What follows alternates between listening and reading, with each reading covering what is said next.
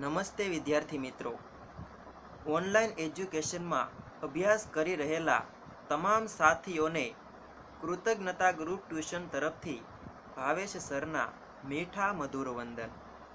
સાથીઓ, ધોરણ 12 કોમર્સમાં સારામાં સારા માર્ક્સ મેળવવા માટે 7 વિષયોમાંથી મહત્ત્વના ગણવામાં આવતા હોય તો એ છે નામું અને આંકડાશાસ્ત્ર। આ વિદ્યાર્થી મિત્રો, કોમર્સના જો પાયાના અને મૂળ વિષયો ગણવામાં આવતા હોય તો એ છે નામું અને આંકડાશાસ્ત્ર। આ બંને વિષયો એટલા સરળ અને રસપ્રદ છે કે જેમાં તમે તમારી ધારણા મુજબના માર્ક્સ મેળવી શકો છો। હા વિદ્યાર્થી મિત્રો, હવે ધારણા તમારે કેટલી કરવી એ તો તમારે જ નક્કી કરવાનું છે। મહાભારતમાં જેવી રીતે અર્જુનનો રથ શ્રી કૃષ્ણ દ્વારા ચલાવવામાં આવતો, તેવી જ રીતે આ કુરુક્ષેત્રના મેદાનમાં પણ અર્જુન રૂપી વિદ્યાર્થીઓનો આંકડાશાસ્ત્ર રૂપી રથ એ હું ચલાવીશ।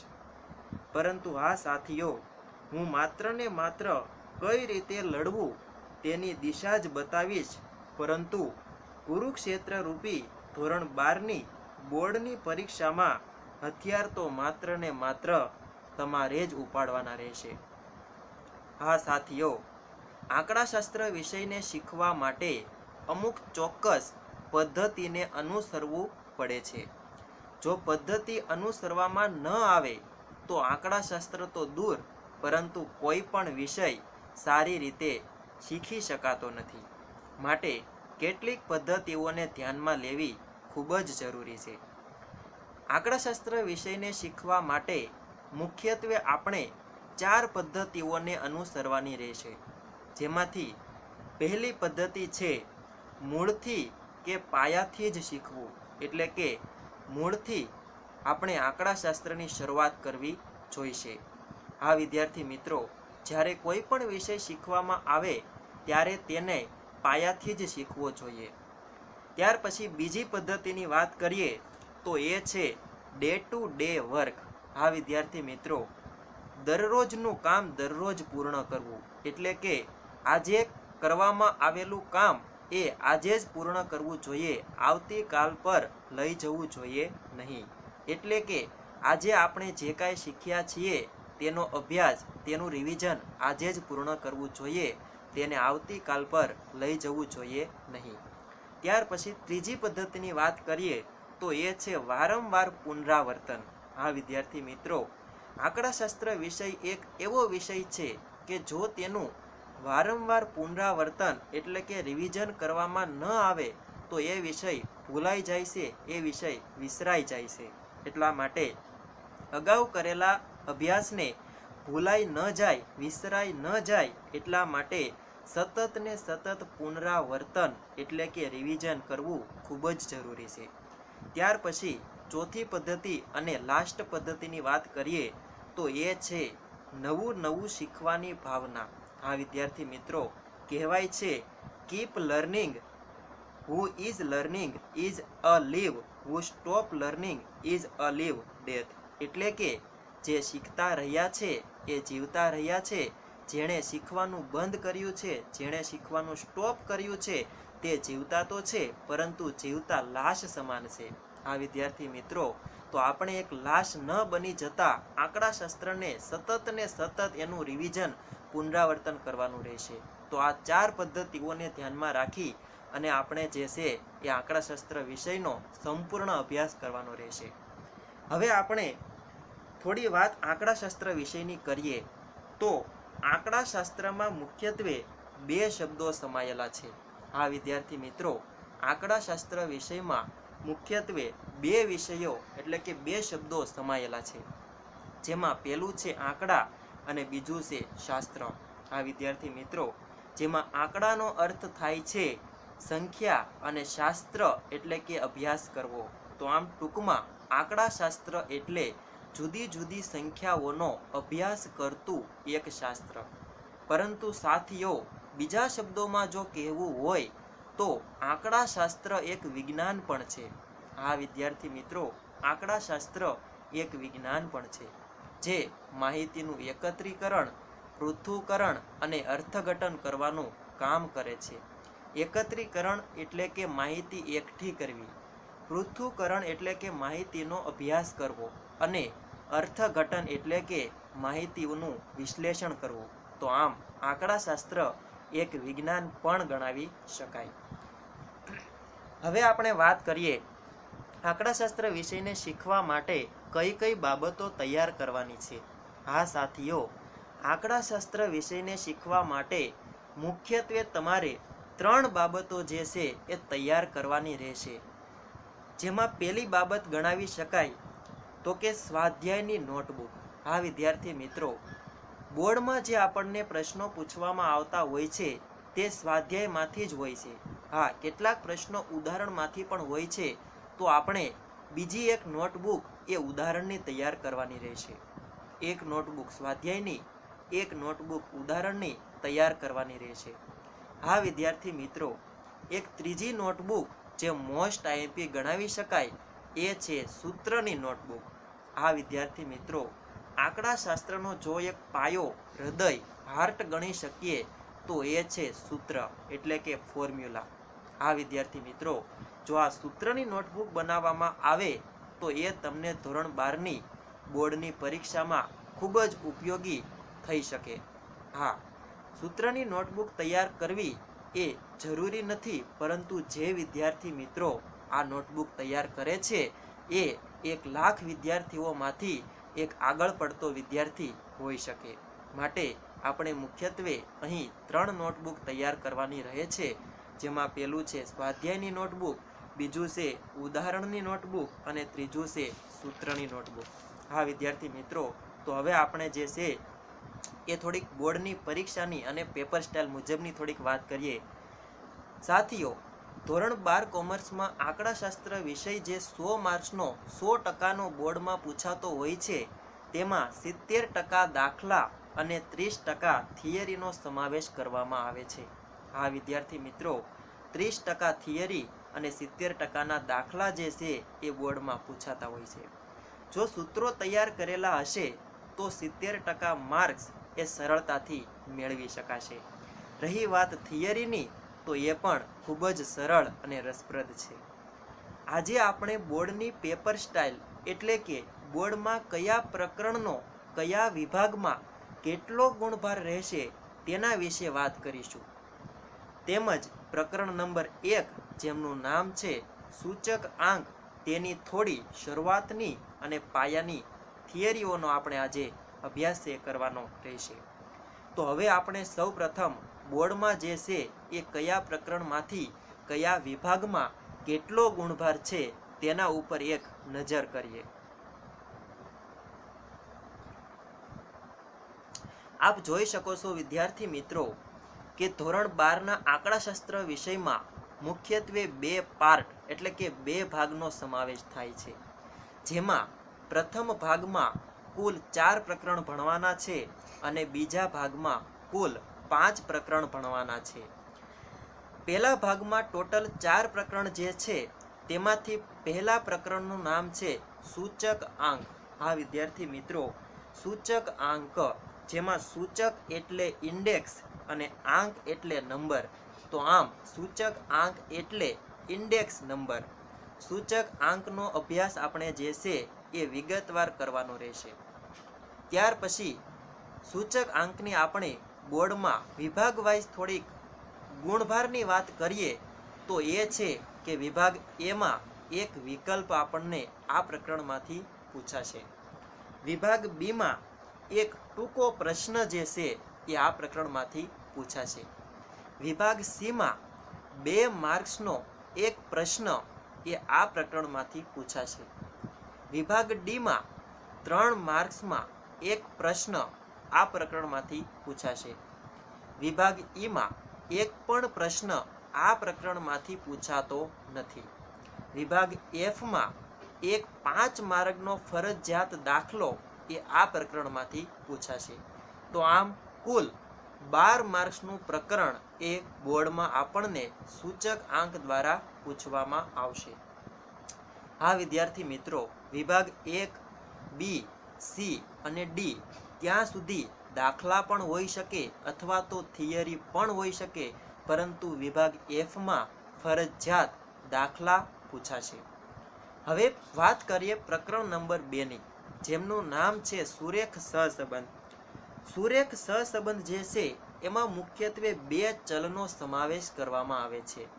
એક ચલનું નામ છે એક્સ અને બીજા ચલનું નામ છે વાય. આ બંને ચલનો અભ્યાસ કરતું એક શાસ્ત્ર, એક સંબંધ, એટલે તેનું નામ સુરેખ સહસંબંધ. બોર્ડની પેપર સ્ટાઇલ એટલે કે ગુણભારની વાત કરીએ તો આ પ્રકરણમાંથી આપણને એક વિકલ્પ એટલે કે વિભાગ એમાં એક પ્રશ્ન વિકલ્પ તરીકે, વિભાગ બીમાં એક ટૂંકો પ્રશ્ન, વિભાગ સીમાં 2 માર્ક્સનો એક પ્રશ્ન, વિભાગ ડીમાં 3 માર્ક્સનો એક પ્રશ્ન, વિભાગ ઈમાં એક પણ પ્રશ્ન પૂછાશે નહીં અને વિભાગ એફમાં એક 5 માર્કનો જે ફરજિયાત દાખલો રહેશે એ આપણને પૂછાશે. તો આમ ટોટલ પ્રકરણ નંબર 2 એ 12 માર્ક્સનું બોર્ડની પેપર સ્ટાઇલ એટલે કે ગુણભાર મુજબ રહેશે. હવે વાત કરીએ પ્રકરણ નંબર 3ની, જેનું નામ છે સુરેખ સહસંબંધ. હા વિદ્યાર્થી મિત્રો, આ સુરેખ સહસંબંધમાં પણ મુખ્યત્વે 2 ચલ આવેલા હોય છે, જેમાં એક ચલનું નામ છે એક્સ અને બીજા ચલનું નામ છે વાય. એક્સ ચલ પોતે સ્વતંત્ર છે. સ્વતંત્ર એટલે કે તેને બીજા કોઈ પર આધાર રાખવાની જરૂર નથી. જ્યારે વાય ચલની વાત કરીએ તો તે એક્સ ચલ પર આધારિત છે, એટલે કે વાય ચલને એક્સ ચલ પર આધાર રાખવો પડે છે. તો આમ 2 ચલમાંથી કોઈ એક ચલમાં અમુક ફેરફાર કરવાથી બીજા ચલમાં કેટલો ફેરફાર થશે તેનો અભ્યાસ કરતો એક સંબંધ, એટલે તેનું નામ છે સુરેખ નિયત સંબંધ. બોર્ડની પેપર સ્ટાઇલની થોડી વાત કરીએ તો આ પ્રકરણમાંથી આપણને એક વિકલ્પ પૂછાશે, વિભાગ બીમાં એક ટૂંકો પ્રશ્ન પૂછાશે, વિભાગ સીમાં 2 માર્ક્સમાં એક પ્રશ્ન પૂછાશે, વિભાગ ડીમાં 3 માર્કનો પ્રશ્ન તો એક જ પૂછાશે, પરંતુ વિદ્યાર્થી મિત્રો આપ જોઈ શકો છો કે અહીં એક નાનો સ્ટાર કરેલો છે. 3ની બાજુમાં એક નાનો સ્ટાર કરેલો છે, જે જણાવે છે કે આ વિભાગ ડીમાં 3 માર્કના પ્રશ્નની જગ્યાએ સાથે સાથે તમને એના અથવામાં પણ આ જ ચેપ્ટરનો એટલે કે આ જ પ્રકરણનો એક બીજો પ્રશ્ન પણ આપવામાં આવશે. એટલે કે તમને જે સરળ લાગે એ પ્રશ્ન તમે પેપરમાં અટેન્ડ છે એ કરી શકો.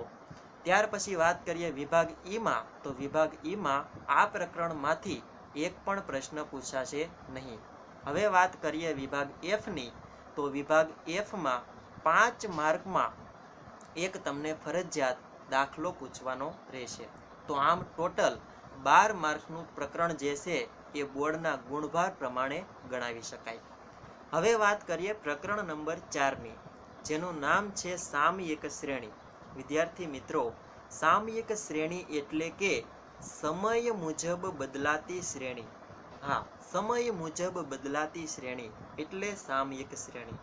બોર્ડની પેપર સ્ટાઇલ એટલે કે ગુણભારની થોડી વાત કરીએ તો વિભાગ એમાં એક વિકલ્પ પૂછાશે, વિભાગ બીમાં એક ટૂંકો પ્રશ્ન પૂછાશે, વિભાગ સીમાં 2 માર્ક્સમાં એક પ્રશ્ન પૂછાશે, વિભાગ ડીમાં 3 માર્ક્સમાં એક પ્રશ્ન પૂછાશે, વિભાગ ઈમાં એક પણ પ્રશ્ન આ પ્રકરણમાંથી પણ પૂછાશે નહીં. વિભાગ એફમાં 5 માર્કનો ફરજિયાત એક દાખલો પૂછાશે, પરંતુ અહીં પણ તમે જોઈ શકો છો 5ની બાજુમાં નાનો સ્ટાર કરેલો છે, જે એવું જણાવે છે કે બોર્ડમાં તમને આ પ્રકરણમાં એટલે કે સામયિક શ્રેણીમાં 5 માર્કના દાખલાની સાથે જ એક બીજો 5 માર્કનો પ્રશ્ન જે દાખલો જ હશે એ અથવામાં પૂછાશે. એટલે કે બંનેમાંથી જે સરળ લાગે એ દાખલો તમે પરીક્ષામાં સરળતાથી લખી શકો. તો આમ ટોટલ 12 માર્ક્સમાં એ સામયિક શ્રેણી આપણને બોર્ડમાં જે છે એ પૂછાશે. તો અહીં પ્રકરણ નંબર 1 થી 4 સાથે ભાગ 1 જે છે એ પૂર્ણ થાય છે. હવે આપણે વાત કરીએ ભાગ 2ની.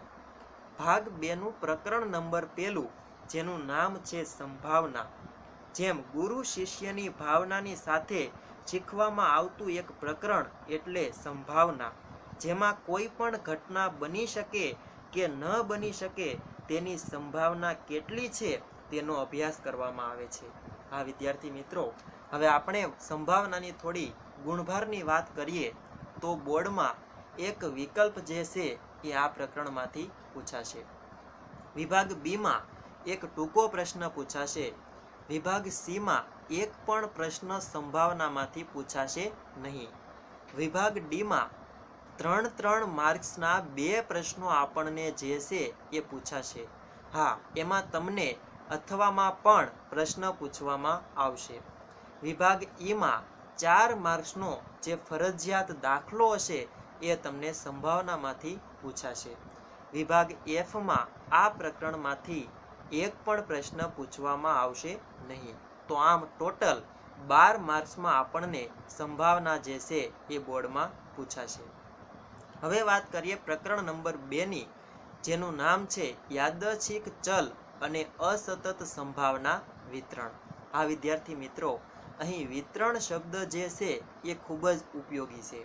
અહીં આપણે મેળવેલી જુદી જુદી સંભાવનાનું વિતરણ કરવાનું છે. એટલે કે જુદી જુદી સંભાવનાઓ મેળવેલી છે તેનું જુદી જુદી જગ્યાએ વિતરણ કરવાનું ચેપ્ટર એટલે યાદચ્છિક ચલ અને અસતત સંભાવના વિતરણ. બોર્ડના પેપર સ્ટાઇલની એટલે કે ગુણભારની થોડીક વાત કરીએ તો આ પ્રકરણમાંથી આપણને એક વિકલ્પ પૂછાશે, એક ટૂંકો પ્રશ્ન પૂછાશે. વિભાગ સીમાં 2 માર્ક્સમાં એક જ પ્રશ્ન પૂછાશે, પરંતુ તેમાં તમને અથવામાં પણ પ્રશ્ન પૂછાશે. હવે વાત કરીએ વિભાગ ડીની, તો વિભાગ ડીમાં 3 માર્ક્સના 2 પ્રશ્નો એ તમને આ પ્રકરણમાંથી પૂછાશે. વિભાગ ઈમાં અને વિભાગ એફમાં આ પ્રકરણમાંથી એક પણ પ્રશ્ન પૂછાશે નહીં. તો આમ ટોટલ 10 માર્કમાં આપણને યાદચ્છિક ચલ અને અસતત સંભાવના વિતરણ જે છે એ પૂછાશે. હવે વાત કરીએ પ્રકરણ નંબર 3ની. પ્રકરણ નંબર 3નું નામ છે પ્રામાણ્ય વિતરણ. હા વિદ્યાર્થી મિત્રો, અહીં પણ શબ્દ આવે છે વિતરણ. અહીં પણ આપણે વિતરણ જ કરવાનું છે, પરંતુ અહીં ક્ષેત્રફળનું વિતરણ કરવાનું રહેશે. હા વિદ્યાર્થી મિત્રો, કુલ ક્ષેત્રફળને જુદી જુદી જગ્યાએ વિતરણ કરવાનું છે. બોર્ડની પેપર સ્ટાઇલની એટલે કે ગુણભારની થોડી વાત કરીએ તો વિભાગ એમાં 2 વિકલ્પો આ પ્રકરણમાંથી પૂછવાના રહેશે. ત્યાર પછી વિભાગ બીમાં 2 ટૂંકા પ્રશ્નો તમને આ પ્રકરણમાંથી પૂછાશે. વિભાગ સીમાં એક ટૂંકો પ્રશ્ન એટલે કે 2 માર્ક્સમાં એક પ્રશ્ન આ ચેપ્ટરમાંથી તમને પૂછાશે.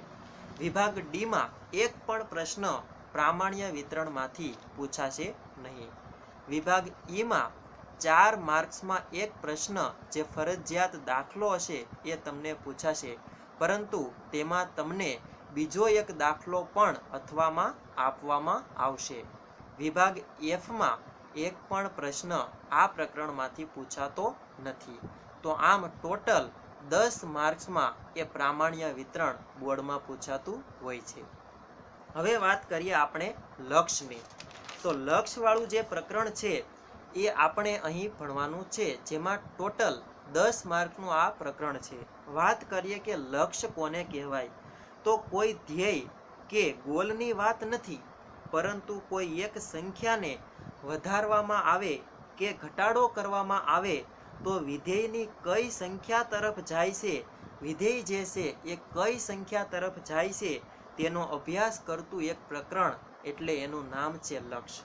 હા વિદ્યાર્થી મિત્રો, આ લક્ષ્યની આપણે થોડીક હવે બોર્ડની પેપર સ્ટાઇલની વાત કરીએ તો વિભાગ એમાં એક પ્રશ્ન તમને વિકલ્પ તરીકે પૂછાશે. વિભાગ બીમાં એક પ્રશ્ન તમને જે છે એ ટૂંકા પ્રશ્ન તરીકે પૂછાશે. વિભાગ સીમાં 4 માર્કનું એક પ્રશ્ન તમને જે છે એ લક્ષ્યમાંથી પૂછાશે, પરંતુ તેમાં તમને 2 માર્કના 2 પ્રશ્નો છે પૂછવાના રહેશે અને એમાં પણ તમને અથવા છે મળશે. ત્યાર પછી વિભાગ ડીમાં આ પ્રકરણમાંથી એક પણ પ્રશ્ન પૂછાતો નથી. વિભાગ ઈમાં 4 માર્ક્સનો એક પ્રશ્ન તમને પૂછાશે. વિભાગ એફમાં આ પ્રકરણમાંથી એક પણ પ્રશ્ન પૂછાતો નથી.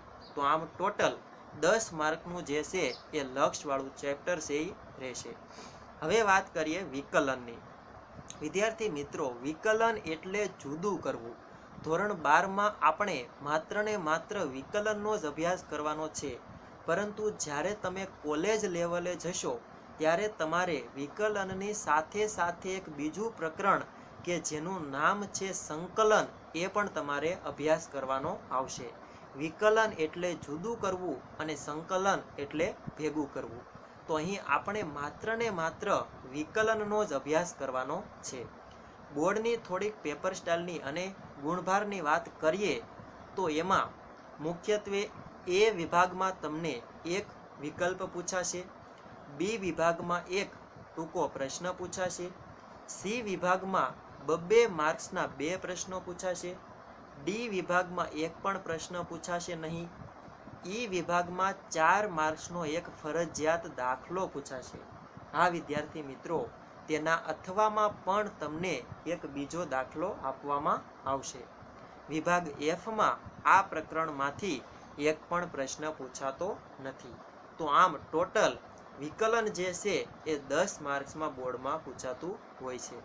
તો આમ ધોરણ 12માં આંકડાશાસ્ત્ર વિષયમાં તમને વિભાગ એમાં ટોટલ 10 વિકલ્પો, વિભાગ બીમાં ટોટલ 10 ટૂંકા પ્રશ્નો, વિભાગ સીમાં ટોટલ 10 જે છે એ તમને 2 માર્ક્સના પ્રશ્નો છે પૂછાશે.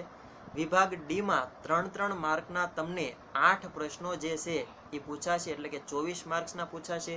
વિભાગ ઈમાં તમને 4 માર્ક્સના 4 પ્રશ્નો, એટલે કે ટોટલ 16 માર્ક્સમાં પૂછાશે.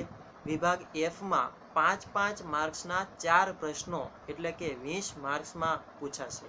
આમ ટોટલ 100 માર્ક્સનું જે છે એ આવી રીતે વિતરણ થયેલું આપણું જે છે એ આ વિષય ગણાવી શકાય.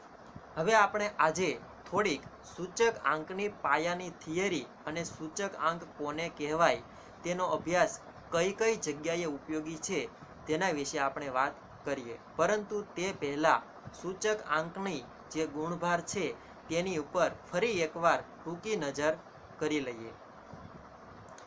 તો પ્રકરણનું નામ છે સૂચક આંક એટલે કે ઇન્ડેક્સ નંબર. સૂચક એટલે ઇન્ડેક્સ અને આંક એટલે નંબર. તો આમ સૂચક આંક એટલે ઇન્ડેક્સ નંબર.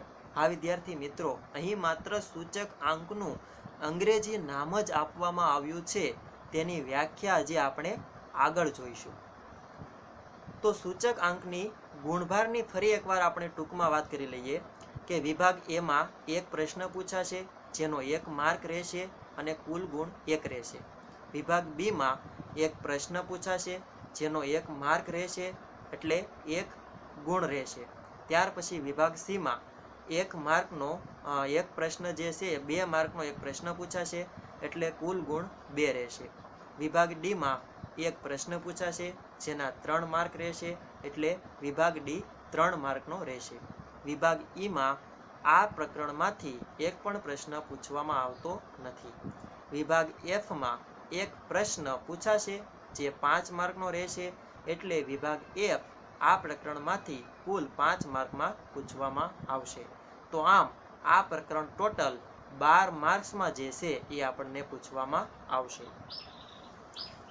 હવે આપણે વાત કરીએ કે સૂચક આંક કોને કહેવાય. તો સૌપ્રથમ આપણે તેની વ્યાખ્યા પર નજર કરીએ. તો કે કોઈ પણ વસ્તુ સાથે સંકળાયેલ ચલ રાશિની આપેલ ચાલુ સમયની કિંમતમાં કોઈ ચોક્કસ એટલે કે આધાર સમયની તેની કિંમતના સાપેક્ષમાં થતો એક ટકાવારી ફેરફાર એટલે સૂચક આંક. હા વિદ્યાર્થી મિત્રો, અહીં આપણને ટકાવારી શબ્દ નીચે અંડરલાઈન કરીને આપી છે, એટલે કે આ વ્યાખ્યાનું જો કોઈ હૃદય ગણી શકાય તો એ છે ટકાવારી. હા વિદ્યાર્થી મિત્રો, અહીં સૂચક આંક જે છે એ આપણને 2 સમયની સરખામણી કરી કેટલો ટકાવારી વધારો કે ઘટાડો થયો છે તે જાણકારી પૂરી પાડે છે. અહીં મુખ્યત્વે 2 શબ્દો આવે છે, એક તો ચાલુ સમય અને બીજું આવે છે આધાર સમય. તો હવે ચાલુ સમય કોને કહેવાય અને આધાર સમય કોને કહેવાય એના વિશે વાત કરતા પહેલા આપણે ફરી એકવાર વ્યાખ્યાને જોઈ લઈએ. તો કે કોઈ પણ વસ્તુ સાથે સંકળાયેલ એટલે કે જોડાયેલ ચલ રાશિની આપેલ ચાલુ સમયની કિંમતમાં એટલે કે અત્યારે જે કાંઈ કિંમત છે તે કિંમતમાં કોઈ ચોક્કસ આધાર સમયની એટલે કે પાછળના કોઈ સમયની કિંમતની સાપેક્ષમાં એટલે કે સરખામણીમાં થતો એક ટકાવારી ફેરફાર એટલે સૂચક આંક. ઉદાહરણ જોઈએ તો કે કોઈ એક વસ્તુની કિંમત અત્યારે 20 રૂપિયા હોય, આજથી 2 વર્ષ પછી જો એની કિંમત 30 રૂપિયા થાય તો અહીં રૂપિયામાં દર્શાવવું હોય તો 10 રૂપિયાનો વધારો થયો તેમ કહી શકાય, પરંતુ સૂચક આંક આ વધારાને ટકાવારીમાં દર્શાવે છે. એટલે કે આ 10 રૂપિયાના વધારાને જો આપણે ટકાવારીમાં દર્શાવવો હોય તો 50% વધારો થયો તેમ કહી શકાય. તો આમ સૂચક આંક એ કોઈ પણ વસ્તુની કિંમતમાં કેટલો વધારો કે કેટલો ઘટાડો થયો છે તેને ટકાવારીમાં દર્શાવે છે. તો હવે આપણે અહીં 2 શબ્દો જે આવે છે, એક ચાલુ સમય અને બીજું આધાર સમય, તેના વિશે વાત કરીએ. સૌપ્રથમ જોઈએ કે ચાલુ વર્ષ કોને કહેવાય.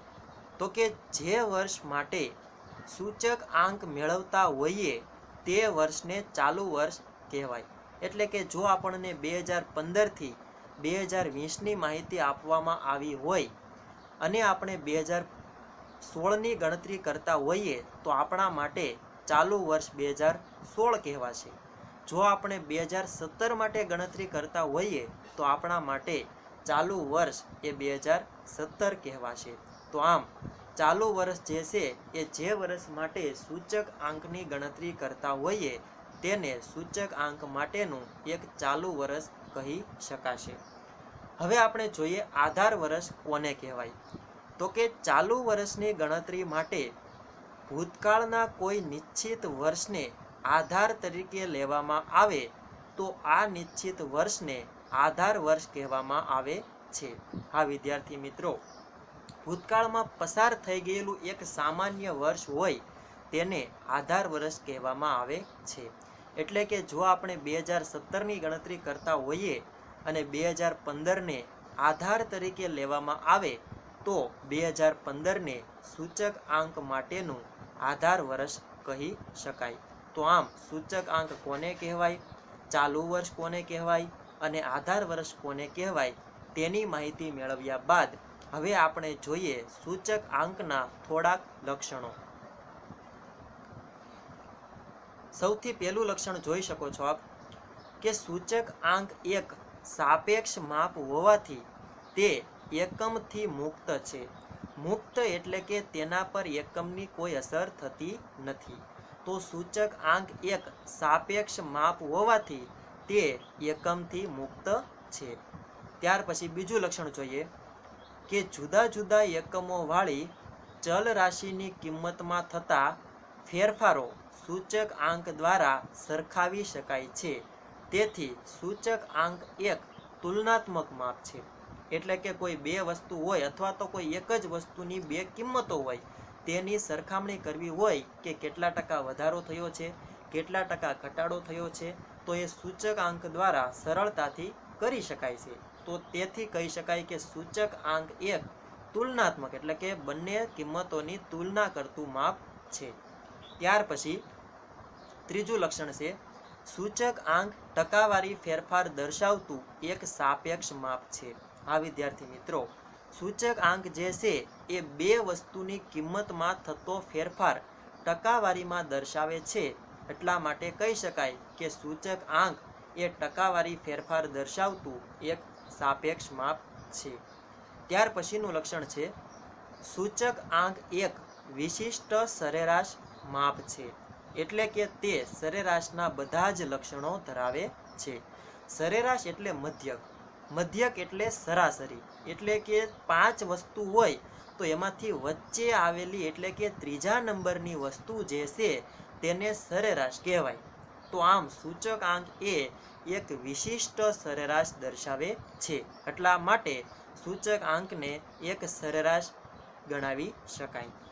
ત્યાર પછી વાત કરીએ તો કે સૂચક આંક એ 2 જુદા જુદા સમયની પરિસ્થિતિઓની ગુણોત્તર દ્વારા પ્રમાણિત એટલે કે આધાર સમય સાથે સરખામણી કરવામાં આવે છે. એટલે કે સૂચક આંક જે છે એ બે જુદી જુદી સમયગાળાની વસ્તુની કિંમત હોય તેની સરખામણી કરી અને તેને ટકાવારી સ્વરૂપે રજૂ કરે છે. તો સૂચક આંકના લક્ષણો જોયા પછી હવે આપણે વાત કરીએ સૂચક આંકમાં જે એક અગત્યનો પ્રશ્ન પૂછાતો હોય છે કે સૂચક આંક એ દેશની આર્થિક પ્રવૃત્તિઓનું બેરોમીટર કહેવામાં આવે છે અથવા તો સૂચક આંકને આર્થિક ફેરફારો માપતી એક પારાશીશી કહેવામાં આવે છે. વિધાન સમજાવો. આ વિદ્યાર્થી મિત્રો, અહીં 2 માર્ક્સમાં તમને આ પ્રશ્ન પૂછી શકાય, તો આપણે આ પ્રશ્નનો જવાબ કઈ રીતે લખવાનો છે તે જોઈએ. તો કે જેમ બેરોમીટર હવામાં થતા ફેરફારો માપે છે અને હવાનું દબાણ, વાવાઝોડું, વરસાદ વગેરેની આગાહી કરવામાં ઉપયોગી છે, તેવી જ રીતે સૂચક આંક એ દેશની આર્થિક અને ઔદ્યોગિક પદ્ધતિમાં થતા એક ફેરફારોને નોંધે છે અને ભવિષ્યમાં થનાર ફેરફારોનું અનુમાન એટલે કે પૂર્વાનુમાન કરવાનું કાર્ય કરે છે. આથી સૂચક આંકને દેશની આર્થિક પ્રવૃત્તિઓનું બેરોમીટર એટલે કે પારાશીશી કહેવામાં આવે છે. આ વિદ્યાર્થી મિત્રો, તો અહીં જેમ બેરોમીટર જે છે એ હવામાં થતા ફેરફારો, હવામાં દબાણ, વાવાઝોડું, વરસાદ વગેરેની જેમ આગાહી કરે છે, તેવી જ રીતે સૂચક આંક એ દેશની જુદી જુદી પરિસ્થિતિ એટલે કે આર્થિક સ્થિતિનું એક ચિત્ર રજૂ કરે છે. આથી જ કહી શકાય કે સૂચક આંક એ દેશની આર્થિક પ્રવૃત્તિઓનું એક બેરોમીટર છે એટલે કે પારાશીશી છે. હવે આપણે વાત કરીએ કે આધાર વર્ષ એટલે શું, તેની પસંદગીના પ્રકારો કેટલા છે. તો સૌપ્રથમ આપણે જોઈએ કે આધાર વર્ષ કોને કહેવામાં આવે છે. તો કે સૂચક આંક એટલે કોઈ ચલની વર્તમાન સમયની કોઈ નિશ્ચિત સમયની ચલની કિંમત સરખાવી અને વર્તમાન સમયમાં ચલની કિંમતમાં થતા એક સાપેક્ષ ફેરફાર કે જે ટકાવારીમાં દર્શાવવામાં આવે છે તેને સૂચક આંક કહેવામાં આવે છે. હા વિદ્યાર્થી મિત્રો, અહીં ફરીવાર આપણને સૂચક આંકની વ્યાખ્યા જે છે એ જણાવવામાં આવી છે. આગળ જોઈએ. સૂચક આંકની ગણતરીમાં આ નિશ્ચિત સમયને સૂચક આંક માટેનો આધાર સમય કહેવામાં આવે છે. એટલે કે ભૂતકાળનું જે કોઈ નિશ્ચિત વર્ષ હોય તેને સૂચક આંક માટેનો આધાર સમય કહેવામાં આવે છે. આધાર વર્ષ સામાન્ય ઘટનાઓ વાળું હોવું જોઈએ. વિદ્યાર્થી મિત્રો, અહીં એક એવો પ્રશ્ન પણ પૂછાતો હોય છે કે આધાર વર્ષ કેવું હોવું જોઈએ, તો એનો જવાબ હવે શરૂ થાય છે. તો કે આધાર વર્ષ જે છે એ સામાન્ય ઘટનાઓ વાળું હોવું જોઈએ. એટલે કે તે વર્ષ આર્થિક ઉથલપાથલ, અતિવૃષ્ટિ કે અનાવૃષ્ટિ, ધરતીકંપ જેવી કુદરતી આફતો, યુદ્ધ, હડતાલ, આંદોલન જેવી અસામાન્ય રાજકીય ઘટનાઓ કે અન્ય આકસ્મિક ઘટનાઓથી સ્વતંત્ર હોવું જોઈએ. આજે આપણે ભૂતકાળનું જે કોઈ નિશ્ચિત વર્ષને આધાર વર્ષ લઈએ છીએ તે સામાન્ય ઘટનાવાળું હોવું જોઈએ. એટલે કે તેમાં કોઈ અસામાન્ય ઘટના બનવી જોઈએ નહીં, બનેલી હોવી જોઈએ નહીં. હવે જોઈએ આધાર વર્ષ પસંદ કરવાની રીતો. તો આધાર વર્ષ પસંદ કરવાની મુખ્ય 2 રીતો છે, એટલે કે 2 પ્રકારો ગણાવી શકાય. જે છે પહેલું છે અચલ આધારની રીત અને બીજું છે પરંપરિત આધારની રીત. અચલ આધારની રીત અને પરંપરિત આધારની રીત વિશે આપણે આગળ ચર્ચા કરીએ. સૌ પ્રથમ જોઈએ અચલ આધારની રીત કોને કહેવાય તેની સમજૂતી અને તેમના ગુણ અને દોષ. તો સૌ પ્રથમ અચલ આધારની રીતની સમજૂતી પર એક નજર કરીએ. તો કે અચલ આધારની રીતમાં સામાન્ય પરિસ્થિતિવાળા સમયને કે વર્ષને આધાર વર્ષ તરીકે લેવામાં આવે છે અથવા તો અમુક સમય કે વર્ષોની સરેરાશ એટલે મધ્યક એની કિંમતને આધાર વર્ષની ચલની કિંમત તરીકે લેવામાં આવે છે.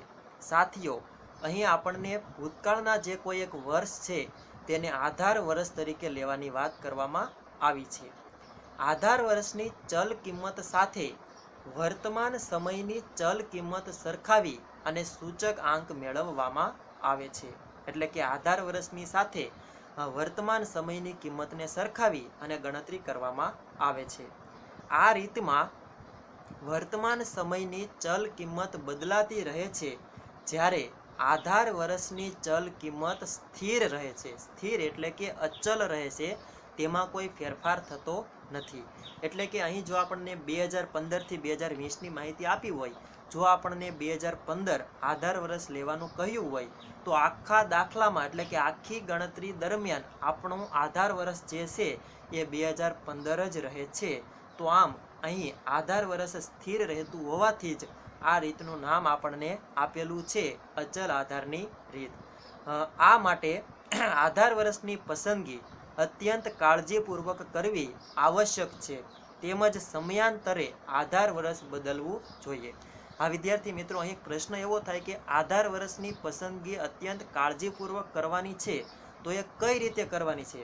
તો એના માટે જવાબ એવો છે કે જ્યારે પણ આપણને દાખલો ગણવામાં આવે છે, ત્યારે આપણને ઉપર હેડિંગમાં દાખલાના જે પ્રશ્ન હોય છે, જે એમાં આપણને લખેલું જ હોય છે કે આપણે કયા વર્ષને આધાર વર્ષ લેવાનું છે. પરંતુ જ્યારે કોઈ દાખલામાં સૂચના આપવામાં આવેલી ન હોય, ત્યારે આપણને દાખલામાં આપેલા જે તમામ વર્ષો છે તેમાંથી પ્રથમ વર્ષ એટલે કે સૌથી નાનું જે વર્ષ હોય તેને આપણે આધાર વર્ષ તરીકે લેવાનું રહેશે.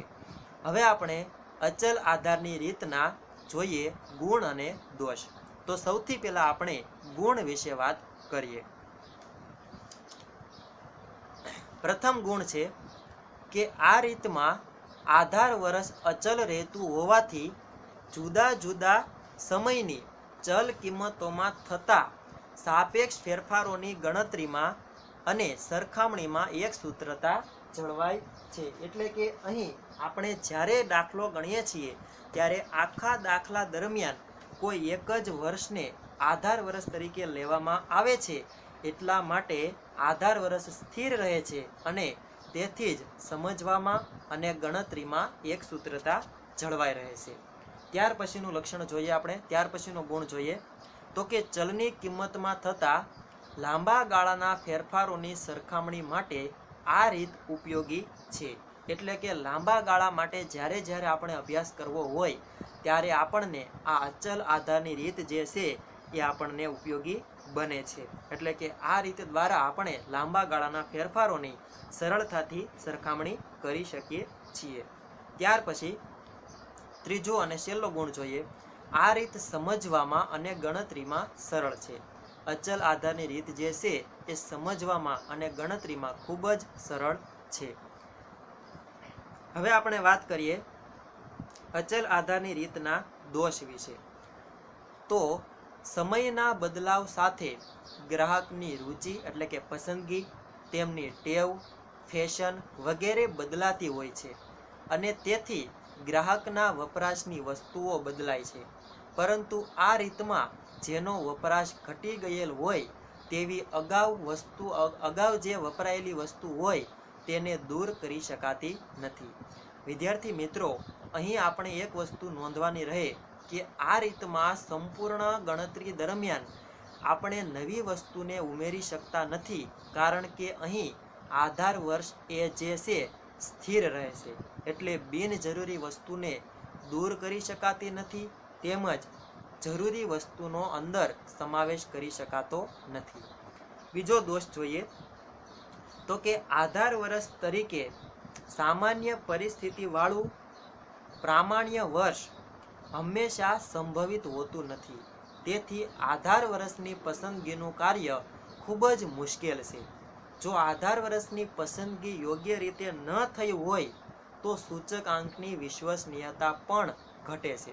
હા વિદ્યાર્થી મિત્રો, અહીં આધાર વર્ષ પસંદગી કરવાનો પ્રશ્ન એ ખૂબ જ અઘરો એટલે કે મુશ્કેલ ગણાવી શકાય, કારણ કે સામાન્ય પરિસ્થિતિવાળું વર્ષ હંમેશા ઉપલબ્ધ હોય જ તેવું કહી ન શકાય, અથવા તો આપણે જે વર્ષને પસંદ કર્યું છે તે વર્ષ સામાન્ય છે કે નહીં તે નક્કી કરવું ખૂબ જ મુશ્કેલ છે. તો અહીં આપણે તેને દોષ તરીકે ગણાવી શકીએ. ત્યાર પછીનો દોષ છે કે ચલની કિંમતમાં થતા ટૂંકા ગાળાના ફેરફારો સરખાવવા આ રીત અનુકૂળ નથી. એટલે કે ટૂંકા ગાળાના 2010, 11, 12, 13 આવા ટૂંકા ગાળાના સરખામણી માટે આ રીત ઉપયોગી નથી. આ રીત જે છે એ લાંબા સમયના સરખામણી માટે જ ઉપયોગી ગણી શકાય, તો આ પણ એનો દોષ ગણાવી શકાય.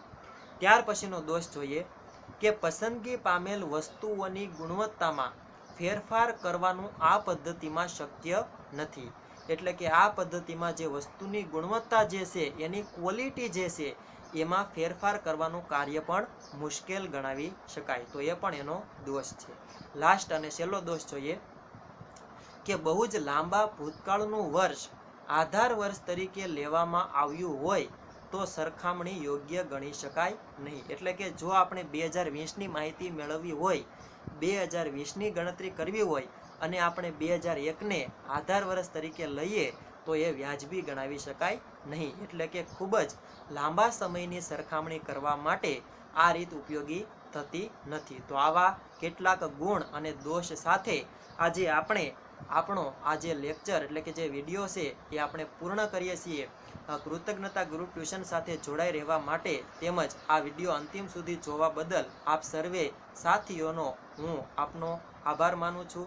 અમારી સાથે જોડાઈ રહેવા માટે અત્યારે જ અમારી ચેનલને લાઈક, શેર અને સબસ્ક્રાઈબ કરો.